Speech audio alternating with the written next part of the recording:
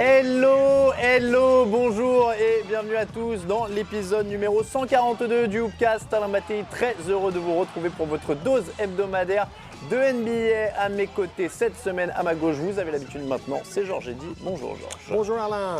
À ma droite, pas de Jérémy Lebescon, il est à Los Angeles, on lui souhaite un bon voyage, il reviendra peut-être même avec des images. À ma droite, c'est Fred Schwecker. Bonjour Fred. Bonjour Alain, bonjour Georges. Fred Schwecker que vous retrouvez sur beIN Sport notamment, et puis que vous avez retrouvé dans plein d'endroits. On se connaît depuis longtemps, on peut passer par Carrément Basket notamment, si vous avez écouté à l'époque Carrément Basket par MCS. Et donc aujourd'hui sur beIN Sport, grand connaisseur de la NBA. On est très content de t'avoir avec nous, Fred, pour cette émission. Au programme de la semaine, du très lourd, avec un retour de Jimmy Butler en feu notamment, le retour de Jrue Holiday évidemment, à Ford aussi. On parlera de Tony Parker dans l'actu. Côté débat, on va se demander si le repos des joueurs est désormais la clé pour aller loin en NBA. Et puis on terminera avec une nouvelle séquence, un dilemme. Et le choix de cette semaine est dur, Russell Westbrook ou James Harden. C'est parti pour un nouveau podcast. Sizing up Anderson, long three. Kyrie Irving. Des bonnes nouvelles pour débuter ce Hoopcast avec des retours et un bon retour pour une équipe qui en avait besoin. C'est Jrue Holiday avec qui on va commencer. Messieurs, il est de retour à New Orleans. 3 matchs, 3 victoires, 21 points, 7 passes décisives pour son premier match. Victoire contre les Blazers, 22 points contre les Hornets et puis une 3e victoire. Est-ce que ça marque un nouveau départ pour les Pelicans ? Allez, on va laisser Fred commencer, c'est notre invité. Écoutez, on a envie de dire, en tout cas, il était temps pour New Orleans parce qu'ils ont eu quand même du mal depuis le début de la saison. Et c'est vrai que l'arrivée de Jrue Holiday, ça permet déjà à Alvin Gentry d'avoir un petit peu plus de profondeur de banc parce qu'il apporte beaucoup de points en sortie de banc, Jrue Holiday. Et puis, c'est quand même un très bon défenseur, il ne faut pas l'oublier. Et ça lui permet aussi d'avoir cette agressivité défensive qui pouvait parfois manquer aux Pelicans depuis le début de la saison. Oui, c'est un nouveau départ, mais le problème, c'est que Anthony Davis vient de se faire une entorse du genou. Donc, on a l'impression que c'est un peu une équipe maudite où un joueur important va revenir, un autre va se blesser, et ça va s'enchaîner dans le mauvais sens. Je ne l'espère pas parce que j'apprécie beaucoup Anthony Davis et même Holiday. Et c'est vrai que avoir un meneur à 20 points et 7 passes, ça change tout pour une équipe qui manque d'effectifs. Après, attention, parce que c'est quand même un joueur qui a été absent pendant 6 mois. Là, il revient, il y a le côté un petit peu, je suis de retour sur les parquets, voilà, l'adrénaline. Voir combien de temps il va tenir. On rappelle que c'est un joueur qui n'a jamais fait une saison complète depuis le début de sa carrière. Donc c'est un joueur fragile physiquement. Il va falloir voir s'il peut tenir la distance et arriver à porter un petit peu, justement, l'absence d'Anthony Davis, porter un peu cette équipe. Mais son absence n'était pas due à une blessure. Non, bien sûr. Là, c'est vrai que c'était ça, c'est le bon personnel, côté des choses. Mais voir ne pas trop l'utiliser non plus parce que c'est un joueur qui peut casser en cours de saison. On rappelle d'ailleurs, pour ceux qui n'avaient peut-être pas suivi, il était au chevet de sa femme qui souffrait d'un cancer. Ça va mieux, donc il est revenu au jeu. Il a quand même été opéré des yeux puisqu'il a porté des lunettes pendant son retour. Comme Chris Paul. Et il paraît qu'une opération des yeux a fait le plus grand bien à Chris Paul et sa vision du jeu.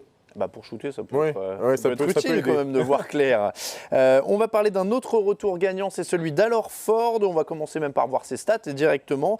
Claquette de la victoire contre les Pistons, 18 points, 11 rebonds. Sur les 2 derniers matchs, il a 19 points, 8 rebonds et demi et 5 passes. Georges, est-ce que c'était ce qu'on attendait Ford cette saison à Boston ? Oui, tout à fait. On n'attendait absolument pas cette commotion cérébrale qui a duré presque plus longtemps que dans le football américain, où ils font très attention parce qu'il a des très gros chocs. Donc son retour fait le plus grand bien et peut-être enfin on va voir ce que cette équipe de Boston, on attendait beaucoup des Celtics cette saison et avec le temps on va voir s'ils peuvent confirmer ou pas. Après c'est qu'on les a beaucoup vus sur beIN Sport, cette équipe des Celtics, et on a le sentiment, en tout cas, personnellement, j'ai le sentiment, je me demande si c'est vraiment le pivot qu'il leur fallait aux Celtics de Boston. On sait qu'ils cherchaient un deuxième joueur d'impact aux côtés d'Isaiah Thomas. C'est pas vraiment un pivot. Voilà, c'est un pivot qui s'écarte tellement que du coup, il n'a aucun impact dans la raquette. Et c'est vrai qu'on entend beaucoup de rumeurs comme quoi Isaiah Thomas ferait du forcing pour, pourquoi pas, faire venir DeMarcus Cousins, son ancien coéquipier du côté de Sacramento. Ça serait peut-être un joueur beaucoup plus intéressant et beaucoup plus utile, entre guillemets, parce que même si Ford est utile et technique et très propre, c'est peut-être pas le caractère, l'intérieur type qu'il faudrait aux Celtics. C'est un cran au-dessus quand même en termes de les niveau. Celtics se signeraient tout de suite et ils ont déjà essayé d'avoir Cousins. Exactement. Mais comme c'est le sous-joueur valable à Sacramento, les Kings ne vont jamais le laisser partir. C'est comme Anthony Davis à New Orleans. Il faut attendre qu'il soit en fin de contrat, il finira bien par partir. À un moment. À moins qu'il soit complètement maso, mais il va bien finir par quitter Sacramento de Marcus Cousins. Est-ce qu'il va faire la différence? Alors pour cette équipe de Boston, le plafond, c'est quoi pour eux maintenant avec Al Horford? C'est un point d'interrogation. Avant la saison, moi, je voyais plutôt Boston dans le top 2 ou 3 de l'Est et une équipe comme Chicago, pas du tout à cette place-là. Et on peut dire que pour le moment, Chicago et Boston, c'est kiff-kiff. Et il y a d'autres équipes aussi qui vont se mêler à la lutte avec Toronto et même Charlotte. Donc c'est à Boston maintenant de faire une belle série de victoires et de prouver que ses ambitions sont légitimes. Et surtout voir comment cette équipe de Boston tourne quand elle est au complet, parce qu'il y a eu Al Horford, il y a quand même eu Jake Crowder également qui s'est blessé à la cheville face à Chicago. Là aussi, ça a mis un peu de retard pour lancer vraiment cette machine, voir comment elle tourne réellement en tant qu'équipe. On a vu qu'hier soir, ils ont galéré pour se défaire d'une équipe de Minnesota. Ils ont été obligés de faire un gros 4e quart-temps pour s'imposer. Donc finalement, c'est une équipe dont on attendait beaucoup.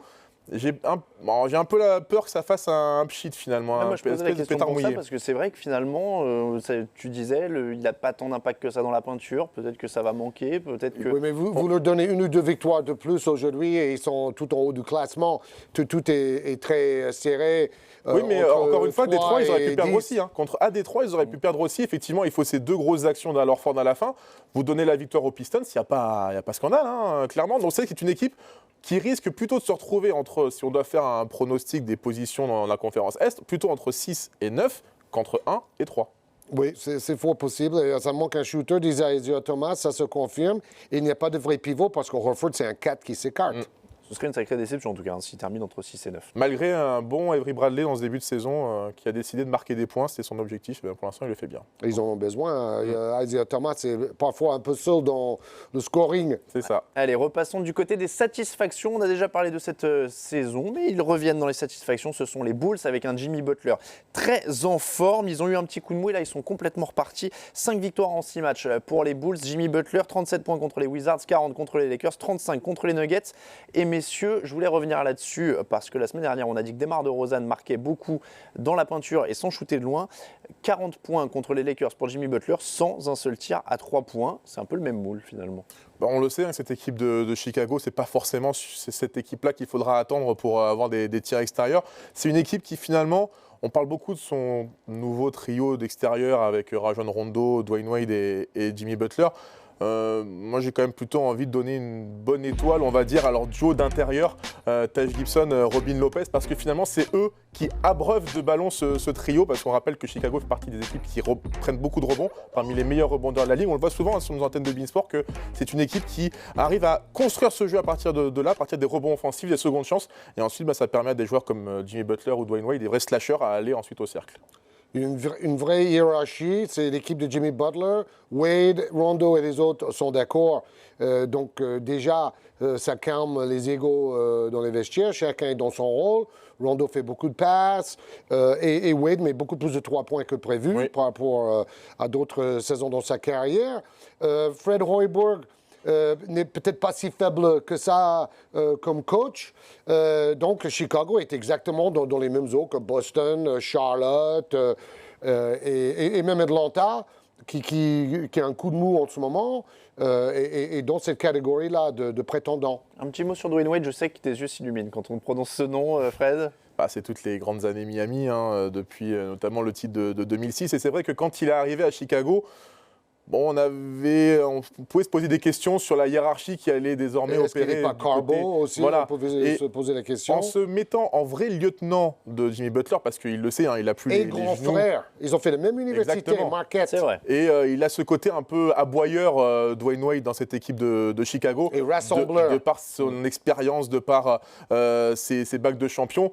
Il n'hésite pas à aller voir Jimmy Butler droit dans les yeux, justement, dans cette étiquette un peu de grand frère et lui dire, voilà, ça c'est bien, ça c'est pas bien, il faut changer ça, il faut insisté là-dessus. Et c'est ça qui est important, c'est ça surtout qu'apporte Dwayne Wade au-delà du scoring, etc. C'est vraiment un emblème en plus de retour chez lui. Alors, il a su le faire déjà avec LeBron James, parce qu'il s'est mis en retrait. Donc c'est vraiment un homme intelligent.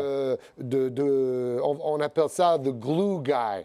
C'est lui qui colle tous les morceaux ensemble pour faire une belle équipe. Un petit mot pour revenir quand même sur Jimmy Butler. Il est plus adroit que jamais. Il est à 48% à 2 points, 42,3% de loin. J'ai posé la question pour DeMar DeRozan, Georges, la semaine dernière. Je t'avais demandé est-ce qu'il peut devenir un shooter. DeRozan, tu nous avais dit que sa mécanique n'était pas top, que c'était un peu plat. Jimmy Butler, lui, est-ce qu'il peut devenir un shooter? Il est déjà devenu un shooter parce que je crois qu'il était au-dessus de 35% à 3 points la saison dernière. Et on compare ça avec les 21% à 3 points de DeRozan. C'est pas du tout la même catégorie. Mais au début de sa carrière, c'est exactement la même histoire que Kawhi Leonard. Il est défenseur attitré, il met 15 points, pas plus, il est athlétique. Et avec le travail, avec le spécialiste du shoot de Chicago comme Leonard à San Antonio, il a développé notamment la trajectoire de son tir. Il est beaucoup plus prolifique et adroit à 3 points. Donc pour lui, le travail est déjà fait, comme pour Kawhi Leonard. Leonard a encore progressé davantage, c'est presque inouï comment il a pu progresser. Mais par contre, DeRozan, il a toujours... en fait, il saute très haut en l'air, il lance se des fléchettes. et son tir est assez plat à 3 points. Donc là, il y aura beaucoup de boulot. Mais c'est vrai que Jimmy Butler, on le sent vraiment libéré cette année. Quand il y a eu tous les départs des dinosaures de Chicago, hein, Derrick Rose, Pau Gasol, on a senti qu'on lui mettait les clés du camion dans les mains. Et pour l'instant, en tout cas, il répond présent. Après, à voir si, effectivement, cette alchimie entre des arrières plutôt scoreurs et des intérieurs plus besogneux, mais qui, encore une fois, abreuvent ces shooters, fonctionnera pour aller loin cette saison. Les Bulls se maintiennent dans le top 4 à l'Est. Est-ce que ça va durer? Est-ce que les dirigeants sont en train de réussir leur pari? Et le coach aussi. C'est en tout cas, pour l'instant, une belle surprise. Voilà. De là à dire qu'ils ont réussi leur pari, je pense qu'eux, ils le diront à la fin de la saison, notamment s'il y a une qualification bien placée pour les playoffs. Ou est-ce qu'ils ont eu du bol? Parce qu'ils ont un peu à la non, match, je pense pas que ce soit du bol parce des matchs à l'extérieur en ce moment. Contre les Clippers, on l'avait vécu sur beIN Sport. Contre les Clippers, le match était très serré face à l'une des meilleures défenses quand même de toute la NBA. C'est pas rien non plus d'accrocher une équipe comme les Clippers. Donc c'est encore une fois une équipe de Chicago qui est intéressante. Le banc aussi est intéressant. Quand vous voyez des McDermott qui sort, des Mitrovic également qui sort du banc, vous avez une équipe qui est bien construite. Un Canaan par exemple, ou un Michael Carter-Williams qui est arrivé un petit peu sur le tard dans l'équipe des Bulls, qui après s'est blessé. Il y a du talent. Voilà, il y a un véritable vivier dans cette équipe de Chicago. Maintenant, il faut arriver à tout imbriquer pour que tout le monde trouve sa place. On va terminer avec la phrase de la semaine. Pour ces actus, on va la voir tout de suite à l'écran. Elle est signée Greg Popovich. Il parle de Tony Parker. C'est une sorte de stabilisateur dans la gestion du temps et de la marque. Il verra des choses sur le terrain, il le remettra dans le bon rythme ou mettra la balle au bon endroit. Messieurs, on n'a pas beaucoup parlé de Tony Parker dans cette émission depuis le début de la saison. C'était l'occasion. 9,6 points par match, 4,8 au niveau des passes décisives. À chaque fois, c'est ses plus petits totaux depuis sa saison rookie. 26 minutes par match. Non. Parce que son rôle, c'est d'organiser le jeu, mettre de l'huile dans le moteur. Et son retour a fait exactement ça. L'équipe avait perdu 3 matchs de suite à la maison. Et l'année dernière, ils avaient perdu que 2 fois dans toute la saison. Donc le retour de Parker, ça organise le jeu, ça remet chacun à sa place. Et c'est surtout lui qui décide. Maintenant, je donne la balle à Kawhi. Après, je cherche le pick and roll. C'est un gestionnaire. Avec le Marcus Aldridge, pick and flare. Donc, c'est pas des stats de Parker, et c'est d'ailleurs vrai pour Rudy Gobert ou pour Batum aussi. C'est pas son évaluation qui va vous dire la véritable valeur de ce joueur par rapport à son équipe. C'est un joueur qui est suffisamment intelligent pour savoir ce dont San Antonio a besoin et quand. C'est-à-dire que sur les 4 derniers matchs, quand même, il a enchaîné 4 matchs à plus de 10 points. C'est pas rien pour Tony Parker, avec des bons pourcentages. Et puis, il sait autour de lui qu'il a Kawhi Leonard, qu'il a Lamarcus Aldridge, qu'il a Pau Gasol, qu'il a même Patty Mills lorsque les deux sont associés sur la base arrière, qu'il y a Danny Green. Il y a des joueurs qui sont là pour marquer des points. Lorsqu'il tournait à un peu plus de 15, 20, presque 20 points par match, il n'y avait pas forcément autant d'options offensives à côté de lui. Là, il a moins besoin de forcer son jeu. Quand il peut, quand il le veut, il peut le faire. Quand il le veut, il peut accélérer et planter son petit tir drop dans la raquette. Peut-être pas sur 40 minutes, mais pour voilà, c'est ça. 10 minutes, oui. Sur les séquences, il est capable de le faire. Alors, on le ménage visiblement aussi pour la longueur, pour toute la durée de la saison. On reparlera d'ailleurs de ça dans le débat. Est-ce que quand même, la question est un peu prématurée, mais est-ce que les Spurs sont quand même pas un peu déficients sur le poste de meneur par rapport à leurs adversaires directs? On ne peut pas réfléchir comme ça avec San Antonio. Parce que San Antonio, c'est aujourd'hui la meilleure arme collective de la NBA. Vous ne verrez jamais, actuellement en tout cas depuis plusieurs saisons. Il faut bien qu'il défende sur quelqu'un quand même. On est d'accord là-dessus. Mais tout est construit tellement de manière collective, que ce soit défensivement ou offensivement, qu'il n'y a pas sur un poste plus de difficultés pour un ou tel joueur ou pour un autre joueur. Même s'il va être en difficulté en puissance ou en vitesse face au Lillard, face à Russell Westbrook, il va réussir à compenser, Greg Popovich va réussir à compenser de telle manière qu'il sera moins en difficulté. Pourtant, quand Parker n'était pas là, l'équipe était en difficulté. Donc, moi, je pense qu'ils ont trop tardé à faire avancer une sorte de relève derrière Parker et Mills, parce qu'en fait, Parker et Mills partagent le poste, partagent le rôle. avec des qualités différentes. Et derrière, ils ont un minor rookie. Donc, bon, je pense qu'ils auraient bien aimé avoir Mike Conley, mais le price tag, le prix était vraiment excessif, même si il est excellent en ce moment, Mike Conley. Donc, je pense qu'ils ont un peu trop tardé à trouver une relève à ce poste-là. Voilà pour les actus, on passe au top et au flop de la semaine.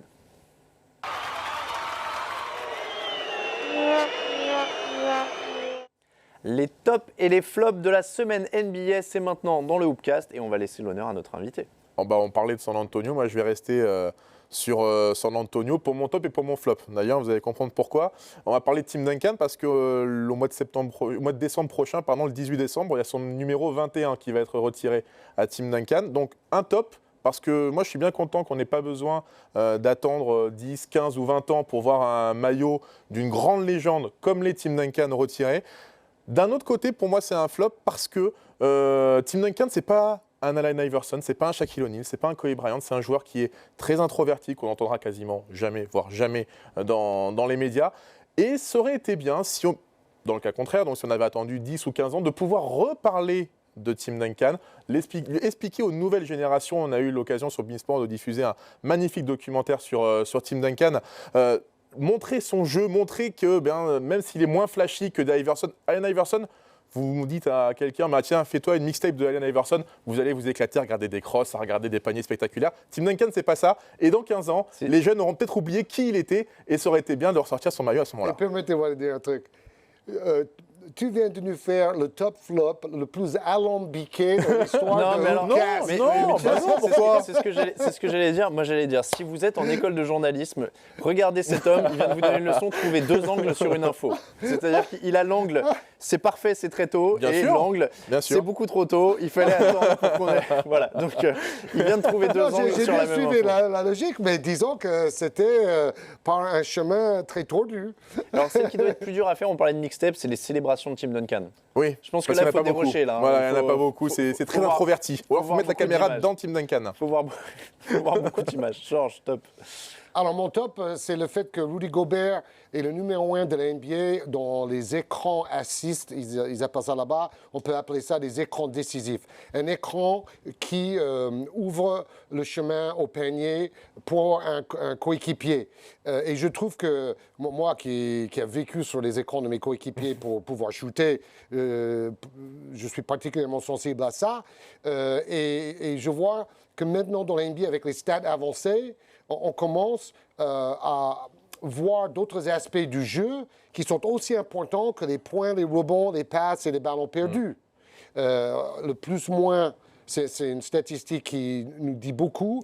Ouais. Et donner maintenant un classement, et c'est presque que des pivots mobiles qui sont dans ce classement. Rudy Gobert est numéro 1, 6 fois par match. Il fait un écran qui donne un panier à un coéquipier. Et un autre joueur qui est très, très fort là-dedans, c'est Cody Zeller. Il est 4e dans le classement. Et c'est comme Batum à Charlotte. Ces écrans fabriquent le jeu collectif de Charlotte. Mon top à moi sera D'Angelo Russell des Lakers qui a expliqué que son joueur préféré c'est Manu Ginobili. Je trouvais le clin d'œil plutôt sympa. Comme Kobe Bryant. Oui. Kobe Bryant a toujours dit que c'était Ginobili. Mais donc lui disait que c'était son modèle et un des joueurs sur lesquels il avait modelé un américain qui soit... Mais c'est ça, c'est surtout ça, voilà, un américain jeune qui sortait d'Ohio State. C'est gaucher. Et voilà, et alors ça fait partie des références, en effet, c'est parce qu'il était gaucher et parce qu'il disait, j'ai vu aussi que j'étais pas le joueur le plus physique, que je pouvais pas grimper au plafond et je voulais voir justement un joueur comme moi qui n'était pas forcément le plus rapide, et qui trouvait des bons plans. Et c'est vrai que le contraste, je trouve ça assez sympa entre le très jeune D'Angelo Russell et Manu Ginobili qui fait figure d'ancien quand même avec sa calvitie maintenant. Donc voilà, je trouvais l'exemple plutôt sympa. Et Russell fait penser à Nick Van Exel aussi. C'est vrai. C'est tout à fait le même genre. Nick Van Exel, maintenant, quand on le voit sur les bancs en tant qu'assistant coach, il a pris du Big Mac, lui. C'est vrai. Nick Van Exel. Mais c'est vrai que là, c'était sympa, le jeune très coté, très haut dans la draft, alors qu'avec l'Européen qui vient quasiment de nulle part pour les Américains, c'était assez sympa. Ouais. Le flop, donc du coup, Fred, c'est déjà fait. Georges, ton flop? Dallas. 2 victoires. Dallas, cette équipe est encore plus mauvaise que Philadelphie et Brooklyn. Et sans projet en plus. Ça Non, mais ils font la même erreur. On l'a déjà dit que les Lakers, avec Kobe Bryant, un dernier contrat pour service rendu, mais ça a retardé la reconstruction de l'équipe. Et puis tout le reste de l'effectif est vieillissant et fragile aux blessures. C'est une cata. Et puis pour le coup, à l'inverse des Lakers, ils n'ont pas vraiment drafté ces dernières années. Donc comme c'était tout le temps du rafistolage pour essayer de gagner tout de suite, c'est un peu compliqué. Ou alors des trades manqués. Ou des trades, oui, c'est vrai. Il y a Rondo qui est passé par là aussi. Ils avaient lâché Jake Roder d'ailleurs, qui est plutôt bon maintenant. Le flop pour moi, ce sera. Il y avait les supporters de Dallas qui sifflent Chandler Parsons. Je n'ai pas trop compris. Bon, il y a quand même tellement de transferts, surtout qu'il était blessé. Sa manière de partir n'était pas super clean.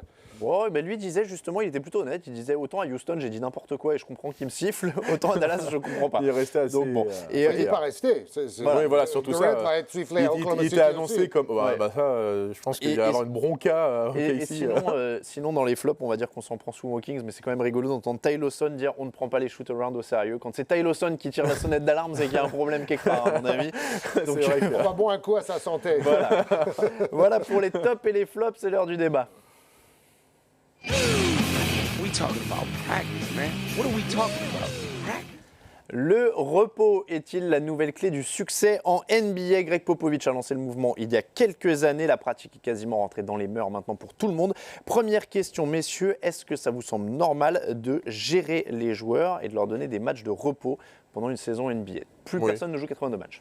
Oui, parce que l'exemple criant qui nous a marqué, je pense, tous cet été, c'est que la plupart des stars NBA, qui pourtant ne sont pas des quarantenaires, ont refusé la sélection à Team USA parce qu'en invoquant des calendriers surchargés, on pense notamment à Stephen Curry et LeBron James, James Harden également était dans ce cas-là. Des Après, stars. Eux, ils vont très très loin. Oui, mais pour le coup, un calendrier surchargé fait que même les joueurs stars, les joueurs vedettes, pour une vitrine de la NBA, parce que la Dream Team, Team USA, c'est la vitrine de la NBA à travers le monde dans les Jeux Olympiques, sont obligés de dire non, moi je peux plus, même si, encore une fois, ce ne sont pas forcément des joueurs qui sont sur la fin de carrière.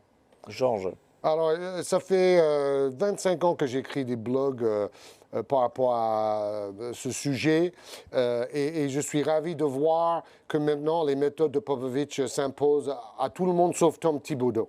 Il n'y a que Thibodeau qui veut... il a fait comme Thibodeau aussi, avec Andrew Wiggins. Alors, il n'y a pas que lui. Alors, du coup, je te coupe pour ça. On a une déclat de Stan Van Gundy qui n'est pas tout à fait pour non plus. On va la voir apparaître. Nos joueurs sont payés pour jouer 82 matchs. Ceux qui sont en bonne santé jouent tous les soirs. Et vous êtes critiqués si vous essayez de gagner tous les soirs, comme si vous n'aviez pas une vision à long terme. Donc, Stan Van Gundy, lui aussi, il veut faire jouer ses joueurs tant qu'ils sont en bonne santé.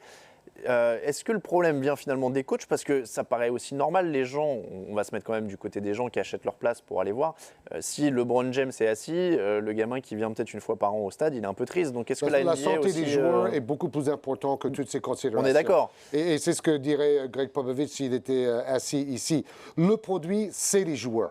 Et la chose la plus importante, c'est de trouver le moyen de protéger leur santé, de limiter les blessures. Et ça passe par les back-to-back qui sont... déjà, l'année prochaine, ils veulent les réduire. 4 matchs en 5 jours, c'est presque totalement fini. C'est ça, et ils ont réduit les back-to-back. Et on va dans cette direction. Et la prochaine chose à faire, c'est arrêter les matchs de pré-saison. Vous pouvez gagner 2 semaines, allonger le calendrier, parce que 82 matchs en 5-6 mois, c'est infaisable.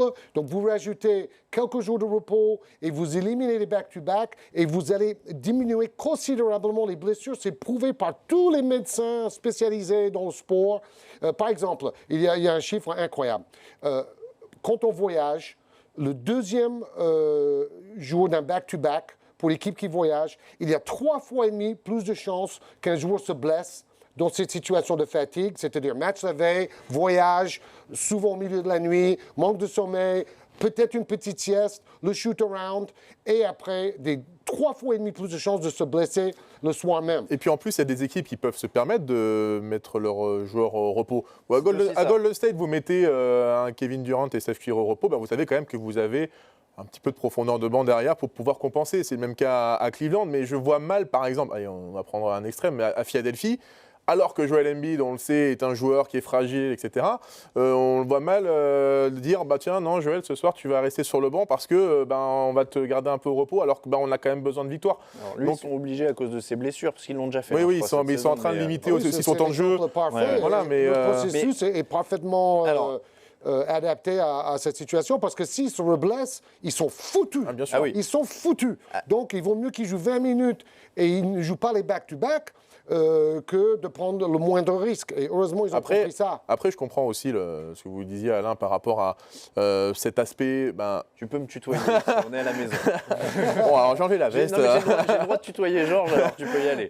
Par rapport aux téléspectateurs, c'est vrai que quand nous, sur Beansport, on vend des affiches et que Notamment, le soir du match, on voit que 2 ou 3 stars sont laissés au repos, tout de suite, l'affiche n'a plus la même envergure. Mais on comprend également l'autre côté, la préservation des Il y a joueurs. trop de matchs. Il y a justement, trop de matchs. mais Et la saison régulière, tout le monde est d'accord que c'est presque une sorte de saison de match-exhibition interminable.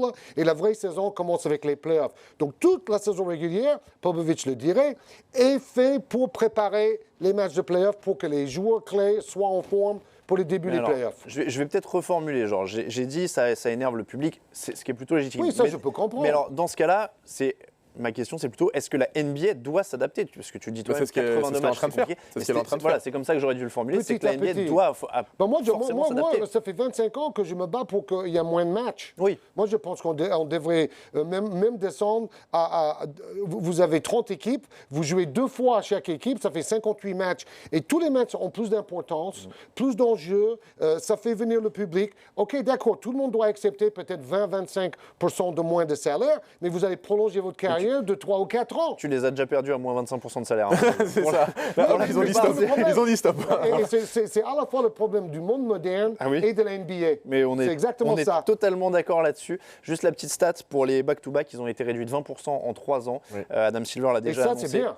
Oui. Adam Silver est beaucoup plus progressiste que C'est vrai. David Stern l'a été. Par contre, avec la stat que tu as donnée sur les lendemains de voyage, moi je ne ferai plus jamais de sport quand je voyage. hein. Après l'avion. Mais on fait un match de très haut niveau la veille aussi. Parce que Oui, c'est mais ça ça qui dépend. nous met je dans la préfère pas fête. prendre- Faire les magasins, ça peut être également du Je- sport de très haut niveau. Je préfère Jérôme. ne plus prendre de risques maintenant que tu as dit ça, C'est Georges. Une semaine de plus, donc ça paraît être la première piste déjà nécessaire, écarter le plus possible 1 semaine, 2 semaines, 3 semaines de saison en plus. Parce qu'on sait très bien qu'ils accepteront jamais de réduire le nombre de matchs de toute façon. Bah, il faut réduire les matchs de pré-saison. Bon, en plus, ça ne représente pas beaucoup d'argent. C'est souvent joué dans les salles, dans d'autres villes pour faire plaisir, etc., etc. On fait jouer que les joueurs du banc. Les titulaires jouent 10 à 15 minutes maximum. Donc il y a beaucoup de gens, Steve Kerr, Popovich, Tony Parker, Dirk Nowitzki, qui pensent que ça serait une manière de gagner du temps pour avoir plus de repos pendant les 82 matchs de la saison Mais régulière. d'ailleurs, je me demande de mémoire si Greg Popovich n'avait pas été sanctionné d'ailleurs pour un match entre San Antonio et Miami Oui, où oui. il avait laissé son trio de C'est stars trois au stars. repos. Oui, à l'époque, ça avait lancé tout le Et, débat. voilà, et quasiment. c'est justement à partir de là où tout le débat a été lancé. Et c'est peut-être à ce moment-là où il y a eu peut-être une bascule justement dans l'inconscient collectif de se dire ah oui, même pour une affiche, parce qu'à ce moment-là c'était le remake des dernières finales NBA, il y a eu une vraie bascule qui s'est faite à ce moment-là. Et peut-être que justement c'est un processus qui est encore lent, qui est long, mais qui va peut-être aboutir effectivement à un peu plus de compréhension là-dessus. C'est surtout le Complètement. titre de 2014 qui a été gagné avec ces méthodes-là Oui. de Popovich, faire reposer les stars le plus possible. Et donc, en voyant ça, comme en NBA, tout le monde copie ceux qui gagnent. Oui, il y a aussi ça, hein. On voit Steve Kerr. Bon, il n'y a plus que Van Gundy et Thibodeau. C'est très old school. Ouais. Mais tous les entraîneurs modernes sont plutôt en train de réfléchir aux méthodes Popovich. Alors, ménager ces joueurs, ça n'est pas que leur faire manquer des matchs, c'est aussi les ménager au niveau des minutes. On a un tableau sur la carrière de LeBron James notamment, qui est assez significatif. On va Tout à voir sur fait. le total de minutes jouées. 37, 36, 35, ça descend, il est autour de 36. Il avait eu 4 de ses 5 premières saisons saisons où il jouait plus de 40 minutes. Donc clairement, ménager les minutes, ça aussi maintenant c'est une des grandes priorités, ça paraît essentiel. Bah, tout se calcule maintenant, hein, on le voit pour n'importe quel joueur, on parlait justement de Joel Embiid tout à l'heure, tout se calcule, le nombre de temps passé sur le parquet, comment justement répartir ce temps sur un match, parce que bon, LeBron James vous le faites jouer moins, mais bien sûr vous le ferez jouer plus dans le quatrième quart-temps et dans le premier quart-temps, enfin voilà, tout se justifie et tout se calcule pour justement pouvoir leur permettre de jouer, comme disait Georges, 2, 3 ou 4 saisons de plus sans être complètement ruiné des Ce qui est genoux. significatif d'ailleurs, c'est qu'il a toujours le 8e temps de jeu NBA cette saison, LeBron James, alors que ses minutes sont en baisse, ça prouve qu'il y a quand même une baisse des minutes. Donc nivellement vers le bas, généralisée, oui. ouais. Oui, généralisé. Mais LeBron, c'est un cas unique, il est incassable. Et les autres joueurs, c'est pas du tout la même chose que LeBron James. Regardez Kevin Durant, tous les grands pivots comme Marc Gasol avec les problèmes de pied, les chevilles de Curry.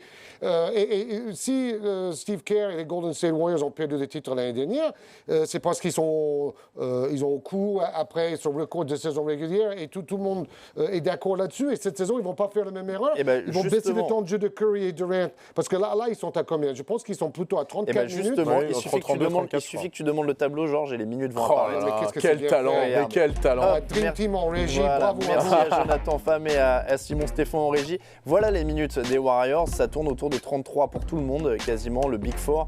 Iguodala est à 24. Eux aussi, hein, ils ont vraiment pris ce pli-là de distribuer les minutes. Bah effectivement, comme disait Georges, il y a eu ces deux exemples. Le titre de 2014 de San Antonio où le repos a bien été géré durant toute la saison et ensuite on les a vus en finale éblouissants, étincelants. Et donc la dernière finale 2016, Golden State qui pendant toute la saison est allé chercher ce record de nombre de victoires et est arrivé complètement en rotule, sur les rotules en finale. Donc le fait qu'effectivement il y ait ces deux oppositions de style qui sont arrivées et qui ont eu les conséquences auxquelles on pouvait s'attendre, eh bien, du coup, effectivement, ça s'est un peu plus ouvert. Du coup, ça sert encore plus les grosses équipes, c'est ce que tu disais tout à l'heure. Clairement, plus le banc est grand, Oui, plus mais le banc ça, est c'est long. normal. Normalement, il devrait y avoir une prime à des équipes qui ont un banc avec des joueurs de qualité, qui peuvent apporter des minutes de qualité. Et quand je vois ce tableau, je me dis que Tyronn Lue devrait réfléchir à plutôt faire descendre LeBron autour de 32 et 33 minutes. Il a des bons joueurs sur le banc. Il a de quoi faire sur le banc. Et il n'y a aucune raison de prendre... C'est toujours pareil, c'est une histoire de prendre des risques. Et ces 4 minutes de trop de LeBron, peut-être un jour ou l'autre, Cleveland va payer cher. Encore une fois, quand on compare, si on devait comparer par exemple, LeBron James à Carmelo Anthony, eh bien Carmelo Anthony ne peut pas se permettre de jouer 32, 33, 34 minutes. Il faut qu'il soit aux alentours plutôt de 37, 38, 39 même minutes. Donc il y a des équipes qui peuvent le faire. Cleveland en fait partie. Il y a des équipes qui ne peuvent pas le faire. New York, par exemple, en fait partie. Je balance ça un peu au hasard, mais est-ce que ça favorise pas justement un peu cette création d'équipes très costauds avec des vétérans qui viennent sur le banc comme Iguodala, parce qu'ils savent au final que ça va tourner un peu plus, que de temps en temps il y en a un qui va s'asseoir. Moi, je trouve que ça favorise la construction d'équipes intelligentes. C'est-à-dire que... C'est pas mal aussi. Voilà, c'est-à-dire que... Ou d'équipes complémentaires, en tout cas. Et toujours à l'image des Spurs de San Antonio depuis 20 ans. Complètement. Quand vous avez un Boris Diaw, par exemple... la méthode. Quand il est arrivé, Boris Diaw, c'était un remplaçant. Et puis petit à petit, il a commencé à prendre un peu plus de temps de jeu, justement dans ce principe de rotation aussi à San Antonio. Donc c'est vrai que ça permet au coach de réfléchir un peu plus, de ne pas se dire, allez, j'en prends 3 ou 4 gros qui vont jouer 40-42 minutes. Et ensuite, je vais en prendre 10 ou 12 qui vont être là juste pour un peu faire les role-players pendant les temps faibles des stars. Là, ça a obligé les coachs à réfléchir à une palette de non plus 8, mais peut-être 9, 10, voire 11 joueurs capables de jouer au moins 10 minutes par match. Et ces joueurs-là sont très bien payés maintenant. Oui. Donc, role player, on peut dire remplaçant, mais des joueurs quand même essentiels. Et moi, je pense... Comme Craig à Portland, par exemple, qui n'était pas forcément ni sixième homme, ni quoi que ce soit, et bien qui... Alors, je voulais dire, il y a des équipes, on va dire, un peu neuves qui se construisent de la même manière. Qu'est-ce qu'il est en train de faire, Walton, aux Lakers? Il utilise la méthode de Golden State. Il a des joueurs moins forts, mais ça tourne. Il fait tourner 10 joueurs. Utah, ils ont fait venir Joey Johnson et Hill afin de pouvoir justement défendre pendant tout le match en faisant tourner. J'allais vous demander si justement il ne fallait pas réduire la saison pour qu'on puisse avoir les joueurs qui jouent à fond, etc. Mais finalement, à vous entendre, j'ai presque l'impression que c'est bénéfique pour le basket, que les gars se reposent parce que ça crée des équipes, comme tu le disais, plus intelligentes et que ça, au final, on ne change pas grand-chose, on continue comme ça et on fait tourner. L'Europe, nous, on préfère, la personne lambda devant son écran de télévision ou dans les salles NBA, préfère voir LeBron James, préfère voir Kevin Durant, préfère voir les grandes stars sur les parquets. Maintenant, dans Alors toi, tu l'optique, préfères quoi, par exemple? Je te dis 66 matchs, les joueurs jouent à fond, ou 82 et on continue à tourner? on va dire 72 et on fait kiff-kiff. Oui, non, mais moi, je pense que c'est essentiel de réduire le nombre de matchs. Bon, c'est clair que historiquement, ça n'a pas l'air d'être la tendance parce que c'est toujours le fric qui prime. Mais moi, j'ai dit, vous mettez la santé du joueur comme priorité numéro 1 et ça ferait le plus grand bien à tout le sport professionnel et en commençant par la NBA. Eh bien, en tout cas, voilà, beaucoup de solutions et beaucoup d'idées qui viennent de sortir de ce débat. On passe au zapping.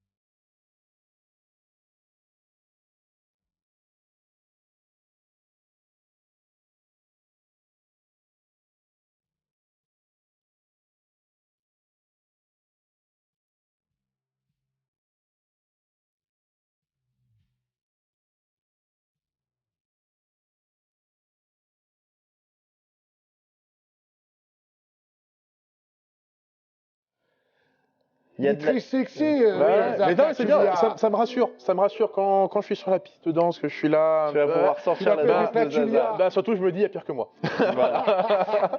Nouvelle séquence dans le Hoopcast, on passe au dilemme. You need to stay up out the streets. On voit que c'est plus moi qui fais les jingles. Je ne connais pas cette chanson. Ce sont deux hommes en feu cette saison. James Harden d'un côté, Russell Westbrook de l'autre. Le principe du dilemme est simple, messieurs. Vous devez choisir un joueur et un seul pour votre équipe. On commence par les stats des deux hommes. On va avoir un petit tableau de comparaison avec leurs statistiques et vous allez voir que c'est du très lourd cette saison. 28 points, 12 passes, 7 rebonds, 8 rebonds. Allez, pour James Harden en 36 minutes, 31 points, 10 passes, 9 rebonds et demi pour Russell Westbrook en quasiment 35 minutes. Les premiers depuis 40 ans à 300 points, 100 passes décisives en 10 matchs seulement. C'est Oscar Robertson qui était l'autre personne à avoir fait ça. Messieurs, lequel voulez-vous dans votre équipe? On va laisser notre invité encore une fois lancer les hostilités. On peut prendre aucun des deux?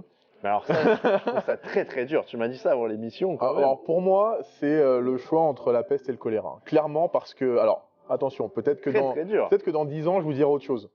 Mais aujourd'hui, après Georges, je pense pourra mieux le dire que moi certainement, mais je vois un Michael Jordan avant Phil Jackson, c'est-à-dire un joueur des joueurs, Russell Westbrook et James Harden, qui vont prendre le ballon et qui vont jouer pour eux. Ensuite, qui vont donner des ballons parce que ce sont des meneurs de jeu, donc James Harden va prendre les intervalles, il va ressortir pour ses tireurs, pour ses shooters. Quand vous avez Russell Westbrook qui est capable également de faire la même chose.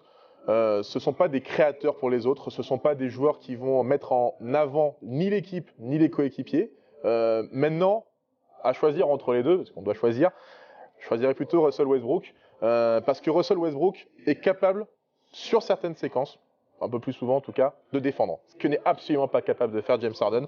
Non, je pense qu'il est capable, mais il ne le fait pas encore assez. Alors voilà, à ce propos-là, je voulais dire que tu t'es fait troller par mail ce matin, puisque j'ai fait part de ton avis à quelqu'un.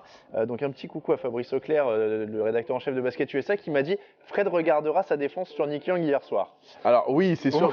Non, j'ai dit sur certaines séquences, j'ai pas dit que c'était le défenseur de l'année. Rappelez-vous quand même qu'au niveau universitaire, à UCLA, il a été élu meilleur défenseur de l'année, ce que n'a jamais eu James Harden Harden, que ce soit universitaire, lycée, dans sa cour de récré ou dans son jardin, n'importe où. C'est vrai. Ce sont deux mentalités différentes. James Harden, si vous commencez à le titiller, à lui lancer un défi, lui il va dire je vais te mettre des pions pendant toute la soirée sur la tête. Russell Westbrook, il va dire la même chose, mais il va dire également, de l'autre côté, je peux te stopper. C'est un vrai premier mur défensif, ce que n'est pas James Harden, surtout à ce rôle si important, à ce poste de meneur. Georges. Ce qu'il ne faut pas oublier, c'est qu'il y a 4 ans, les deux hommes jouent jouaient ensemble. dans C'est la ça. même équipe. Et s'ils avaient gardé ensemble cette équipe avec Kevin Durant, ils auraient pu enchaîner des titres. Est-ce qu'ils auraient été aussi bons? Ils auraient été en fait les Warriors de Golden State avant les Warriors de Golden State.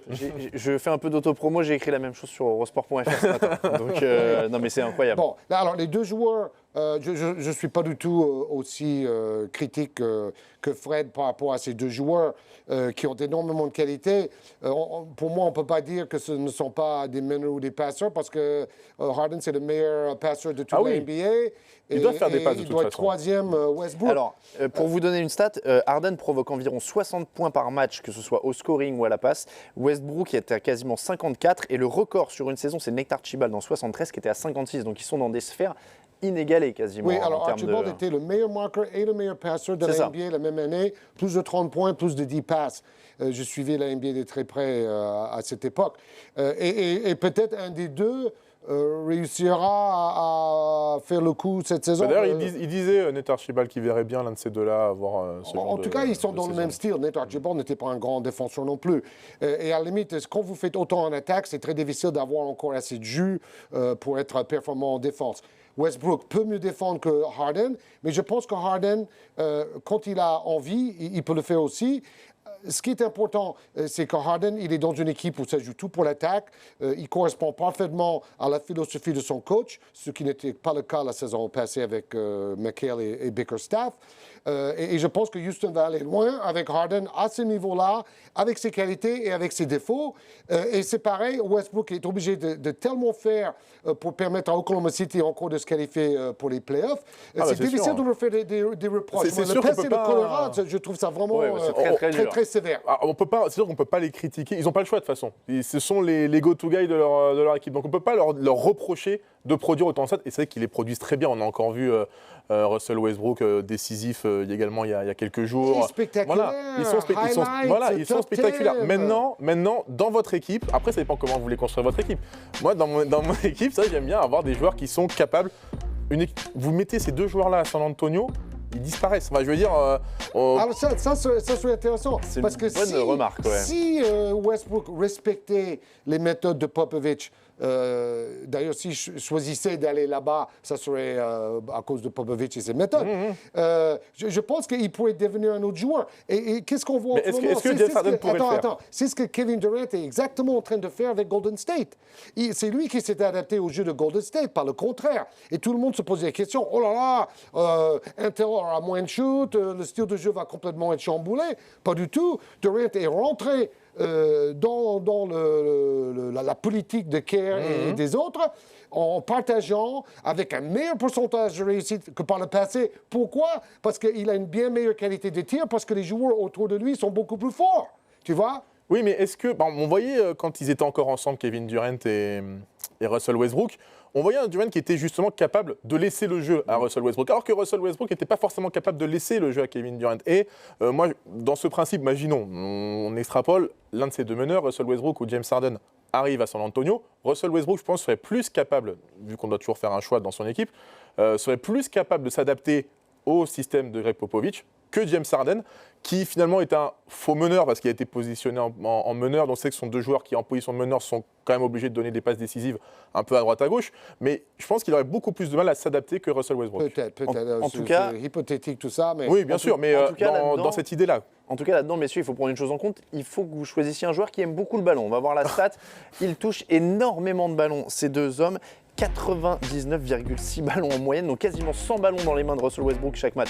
Personne ne fait mieux en NBA, 98 pour Harden. Laurie est loin quasiment avec c'est que 94. des meneurs de jeu. Alors, C'est tout à fait logique. À dans cette liste. titre d'information, Curry est à 80 ballons par match. Donc on a quand même un sacré Oui, mais c'est écart. parce que le style de jeu de Golden State que j'ai décrit tout à l'heure est totalement différent. Bien sûr. Vous n'avez pas le droit de garder le ballon en main plus de 2 secondes. Et il faut que ça voyage, que ça circule. Et c'est surtout la beauté de Alors, moi, le jeu comme de San Antonio. J'avais noté un autre chiffre aussi pour ces deux joueurs-là qui marquent quand même plus de 80% de leurs points sur des tirs sans qu'il y ait une passe décisive d'un coéquipier. C'est pour ça que je parlais un peu Oui, de après 2 dribbles minimum. Voilà, quoi. cette capacité parfois à être un peu un triangle. Oui, peut-être que peste et choléra c'était un peu fort, mais en tout cas être un peu un triangle des Bermudes du basket. C'est-à-dire quand vous leur donnez le ballon, vous le revoyez pas forcément. Oui, mais je pense que les joueurs autour Le savent. sont moins forts aussi. Donc, ce n'est pas vraiment l'intérêt du coach ou du meneur ou de l'équipe en général de faire en sorte que Westbrook touche beaucoup moins le ballon ou Harden touche beaucoup moins le ballon. Par contre, ce qui est hyper important, c'est que ces deux-là doivent faire le bon choix. Et c'est ça, à mon avis, le basket, c'est aussi simple que ça. Ils ont le ballon en main, ils ont le talent. Est-ce qu'ils font le bon choix? Est-ce qu'ils shootent au bon moment quand ils sont ouverts? Est-ce qu'ils font le pass au moment où il y a un joueur mieux placé qui va mettre un shoot avec un meilleur pourcentage? C'est vraiment le bon choix, la clé de tout. Alors, dernière question, et c'est plutôt lié à ça. Vous me dites meneur, moi je pense qu'il faut qu'il rende les autres meilleurs. Lequel rend ses coéquipiers meilleurs? C'est aussi un des points les capitaux. Harden donne 13 passes par match. On va voir le bilan de leurs équipes, comme ça vous donnera aussi une indication. Normalement, on a le tableau, mais ça me paraît être essentiel. Les Rockets sont à 9-5, le Thunder à 8-7, c'est assez proche au niveau des points, même au niveau des points d'ailleurs. L'attaque des Rockets, c'est un peu meilleure, et de la défense, c'est très proche. La défense de Houston n'est pas si mauvaise que ça, comparée à Oklahoma City. Donc, on peut faire dire ce qu'on veut un peu aux chiffres, mais globalement, ces deux hommes-là font énormément pour le bien de leurs équipes. On ne peut pas leur enlever ça. Ils portent leur équipe ça. clairement. S'ils n'étaient pas là, on les retrouverait 14e et 15e et ils seraient à 80 points en moyenne par match. Comme un jeune Jordan, tu as fait un très bon comparaison. Jordan avant l'ère Phil Jackson. Et plus de partage. Mais non, leur équipe pourrait être meilleure s'ils partageaient un peu plus, par exemple, parce que je dis ils prennent 80% de leurs points sur 100 passes, ils mangent beaucoup le ballon, etc. Donc on se demande presque, est-ce que leur équipe elle est à son plafond? Est-ce qu'ils font Disons que que James Harden et Russell Westbrook n'ont pas le droit à l'erreur. Chaque soir, ils doivent être quasiment en triple-double, parce que quand ils ne sont pas en triple-double, c'est tout de suite beaucoup plus compliqué pour trouver des solutions à côté. James Harden est peut-être un peu mieux entouré parce qu'il a quelques shooters autour de lui, donc quand il prend l'intervalle, exactement. Donc dès qu'il prend l'intervalle, il arrive à trouver des solutions autour de lui. Eric Gordon qui a fait quelques gros matchs ces derniers temps, Ryan Anderson, Clint Capella, il lui balance le ballon en l'air. Plus cette saison. Donc il a peut-être plus de solutions autour de lui, James Harden, quand il prend l'intervalle et qu'il se retrouve un peu enfermé dans la défense adverse. On a vu Eric Gordon sortir quelques énormes matchs à 3 points. Ryan Anderson, ça va venir aussi. Et c'est surtout D'Antoni qui a réussi à convaincre Harden de faire un dribble de moins et lever la tête un peu plus vite et chercher cette passe sur un joueur complètement démarqué. Parce que Harden est tellement fort en 1 contre 1, souvent il y a un 3e défenseur qui vient l'entourer. Il est là avec 3 défenseurs. Et les années passées, il avait tendance à forcer malgré les 3 défenseurs. Maintenant, il fait la passe plus facilement. On parlait de Michael Jordan dans le même optique. C'est un peu le début de carrière de LeBron James. Clairement, la saison, le titre de la finale de 2007.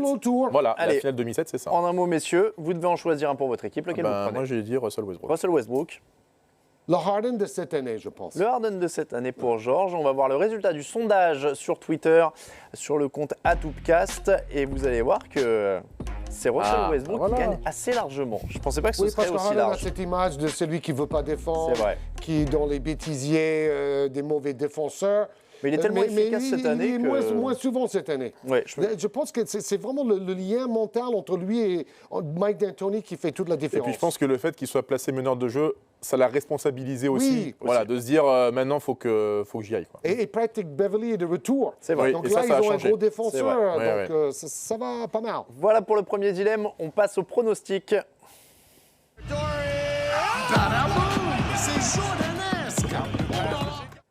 Boum badaboum, Georges, c'est l'heure des pronostics. Et on commence tout de suite avec le match de samedi entre le Thunder et les Pistons à Oklahoma City. Victoire d'Oklahoma City. Ok, si Fred. Oui, Oklahoma City aussi. Tu m'arrêtes si vous en avez un sur le Reggie Jackson n'est toujours pas de retour à Détroit. C'est vrai. Et il manque terriblement. Dimanche à 19h, Sixers, Cavaliers à Philadelphie. Victoire facile de Cleveland. Oui, À normalement. Philadelphie au cas où. Et je pense même que c'est pas impossible qu'il y ait des joueurs laissés au repos, justement. C'est vrai. Cleveland pour tout le monde. Cleveland. Allez, et puis dimanche 21h30, Suns Qui Nuggets. sera sur Beansport. Voilà, d'ailleurs, je savais bien qu'il y en avait Et un des sur trois. Canal Plus Afrique, Bon bah voilà, comme ça il en y a les deux. direct. 21h30 donc Suns Nuggets. Je vais prendre les Nuggets parce qu'ils sont plus forts dans le jeu intérieur. Moi, je vais prendre les Suns juste par l'espoir. Allez. L'espoir de voir un peu Et Phoenix gagner. que Booker fasse un feu Voilà, d'artifice à voilà. 3 Il fait points. un feu artifice, après il se fait expulser et il continue de signer des autographes aux Ça fans marche. sur le côté. Je vais prendre les Nuggets. C'est un allez, showman. Je vais prendre les Nuggets pour Jamal Murray qui nous a sorti un bon match Oui, la oui, nuit ça fait dernière. plaisir de voir Oui. ça. On passe au quiz.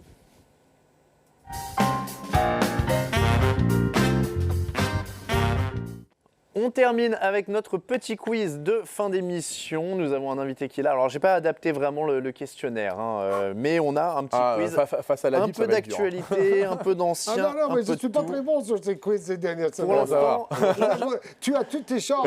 j'ai un peu de mal quand il faut aller très vite. Des fois, il se fait surprendre. D'accord. On va commencer avec une question sur un des joueurs dont on a beaucoup parlé, c'est James Harden. Avec quel choix a-t-il été sélectionné par le Thunder en 2009 Je me demande si Oh. c'était pas 12e ou 13e. Moi, je vais dire 6. Et vous êtes tous les deux bas, il était 3e choix en 2009. 3e. Ah, mais j'étais plus près. Ouais, c'était plus près, Ça c'est fait vrai. un point pour moi. Alors là, ça c'est une question pour voir si vous avez bien suivi l'émission. Quelle est la moyenne de minutes jouées par Kevin Durant cette saison 33. Ah ben, on vient de le voir. Oui, c'était pour voir si vous aviez suivi. Non, non, non, non, non, non, il est à 34,6. Ouais. Non, mais j'ai un mémoire C'est photographique. ça, c'est peut-être attention. ça, oui. Il était un peu Moi, plus j'ai haut. pas non plus. Messieurs, Michael Jordan a porté le numéro 23 et le numéro 45 au cours de sa carrière, mais il a aussi porté un autre numéro, lequel Je sais plus si c'est le 2 ou le 10. Avec la Dream Team. Avec Non. Chicago, avec non, avec Chicago, on lui avait piqué son maillot et il avait joué avec un autre numéro. Alors, tu as la bonne histoire, c'est le jour de la Saint-Valentin 90. C'est ça. On lui a et- volé son maillot. Ils ont cherché, alors pour la petite histoire, ils ont cherché Pas quelqu'un le dans les 12. tribunes. C'est pas le 12. C'était le 12, voilà. Voilà. On a la photo en preuve, voilà, Michael Jordan à Orlando. Et donc pour la Bah, petite- J'hésitais entre le 2 et le 10, bon, bah, ça fait Et deux. alors pour la, mais c'est ce que je me suis dit quand tu les as dit, je me suis dit les additionne. Moi, je n'avais aucune idée. C'est un point pour toi. Et alors, Il y aura 2 points pour l'histoire. hein. et alors voilà, pour la petite histoire de Sam Smith du Chicago Tribune, explique qu'ils étaient allés dans les tribunes voir si quelqu'un avait un maillot de Jordan dans la même taille que C'est ça. Jordan pour essayer de lui refiler. Ils n'ont pas trouvé, donc ils ont pris un maillot qu'ils avaient en stock où il n'y avait pas de nom derrière, il y avait juste un numéro 12 et ils plantent quand même 49 points. Donc Comme il quoi, n'était pas trop, le maillot ne fait pas tout. il n'était pas trop. Il cherchait toujours les moyens pour se motiver. C'est ça. Et alors on va terminer avec une photo bonus. J'espère qu'on l'a en régie. Dites-moi s'il n'y a pas. Non. On l'a. Ah, magnifique. Merci beaucoup, Jonathan. On a une dernière photo. Vous allez me dire qui est cet homme normalement. On va la voir apparaître. Jonathan, envoie-nous ça. Qui est cet Oh. homme à côté de Georges Eddy Ah, Oh là génial, là. ça. Ça remonte. Hein. C'était en 97, je crois. 97 ou 98. C'est en 98, c'était l'année où Sean Kemp partait à Sophie Cleveland. Antipolis. Exactement. Donc, Et Canal Plus organisait des camps de basket avec Jackie Chazalon. Et j'ai eu l'occasion de te croiser très jeune à cette époque. exactement. J'avais Ouais. fait une interview de Georges à l'époque avec mon petit dictaphone. Donc Fred Schwecker, que ouais. vous voyez, avec Georges, ils se connaissent depuis longtemps. hein. Oh. Voilà. à chaque invité qu'on a, ils te connaissent depuis longtemps. On a eu Alex Biggerstaff il y a 2 semaines. Ils te Bah, quand connaissaient on a aussi fait depuis longtemps. 32 ans dans ce C'est ça, métier voilà. et 15 ans comme basketteur pro, on rencontre beaucoup de basketteurs. hein. Et alors, je dis juste ça, j'ai trouvé la photo complètement au hasard en tapant ton nom dans Google hier parce que quelqu'un me demandait c'est qui que vous avez dans l'émission. Donc j'ai tapé pour chercher une photo, j'ai trouvé ça. Et alors en tapant ton nom dans Google, il y avait une autre image, je sais pas si on l'a aussi. Les miracles d'Internet. C'est ça. Ouais, et je trouvais que tu avais beaucoup changé. Est-ce qu'on peut avoir la deuxième photo ou pas? Dites-moi en régie. Jonathan, on a la deuxième ou pas? On dirait pas. Ah voilà, donc j'ai trouvé ça aussi. Est-ce que c'était quand? Alors, ça, c'était lors de mes grandes années en Floride. Hein. Non, c'est Parce vrai que j'ai tapé Fred Schwecker, je suis tombé sur cette photo-là, donc je me suis dit, il a vachement changé. l'un quand des même. plus grands pivots de l'histoire de l'école Georgetown, The Morning. Voilà, en tout cas, ça nous faisait plaisir de ressortir la petite photo de, Ah, de voilà. toi C'est avec gentil, Georges. c'est gentil. C'était la petite archive du jour. Merci beaucoup, messieurs. On va se quitter là-dessus. Fred, Beansport, donc cette année, et donc le programme NBA Extra tous les jours maintenant. Tous les 7 jours, jours sur 7. midi 45. On a ensuite les matchs en direct la nuit. Un autre match en différé à 9h30. Vous avez la rediffusion du match de la nuit à 11h. Et donc à midi 45, le NBA Extra avec toute l'équipe NBA de Beansport. Et moi, je n'en rate pas une miette. Et voilà, gros programme sur Beansport. C'était comme ça, donc l'épisode numéro 142 du Hoopcast. On se retrouve tous les jeudis sur Dailymotion, sur iTunes et sur Basket USA. Pour nous suivre à Hoopcast sur Twitter, @GeorgesD2. Fred, c'est Chouecker 1. je fais qu'un. C'est pas évident. Atala Mattei pour moi-même. Merci beaucoup Georges, merci beaucoup Fred d'être venu. Merci à vous. Merci à Simon Stéphane en régie, Jonathan Pham avec lui et à toute l'équipe technique. On se retrouve dans une semaine. Merci beaucoup. Ciao, ciao. Let's go, man. That's a humanly impossible.